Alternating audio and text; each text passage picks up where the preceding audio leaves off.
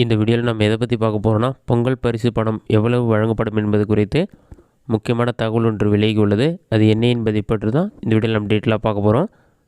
பொங்கல் பண்டிகையை ஒட்டி பார்த்தீங்கன்னா, தமிழகத்தில் உள்ள அனைத்து அரிசி குடும்ப அட்டைதாரர்களும் பயன்பெறும் வகையில் பொங்கல் பரிசு தொகுப்பு திட்டம், ரொக்கம் வழங்கும் திட்டம் ஆகியவை செயல்பாட்டில் உள்ளது.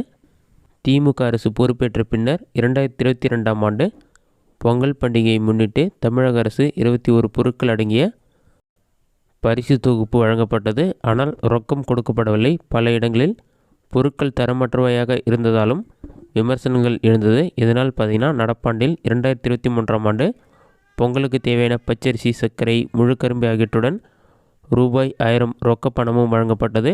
இது மக்களிடையே நல்ல வரவேற்பை பெற்றது. அந்த வகையில் நடப்பாண்டில் பார்த்தீங்கன்னா, பொங்கல் பண்டிகையை முன்னிட்டு பொதுமக்களுக்கு பரிசு தொகை எவ்வளவு வழங்கப்படும் என்ற எதிர்பார்ப்பு எழுந்துள்ளது.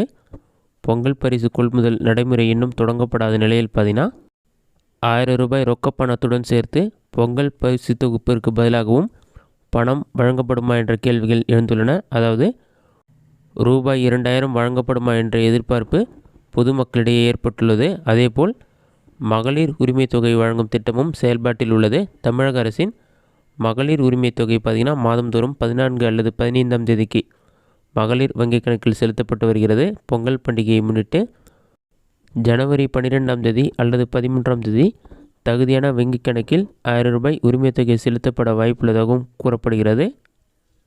தற்போது வெளியான புதிய தகவலின்படி பார்த்தீங்கன்னா, பொங்கல் பரிசாக ரூபாய் 1000 வழங்க தமிழக அரசு திட்டமிட்டுள்ளதாக தகவல்கள் வெளியாகியுள்ளது. அதன்படி தமிழ்நாட்டில் 2.19 கோடி அரிசி குடும்ப அட்டைதாரர்களுக்கு பொங்கல் பரிசாக 1000 ரூபாய் ரொக்க பணமும் பரிசு தொகுப்பும் வழங்கப்பட உள்ளதாக தகவல்கள் வெளியாகியுள்ளது.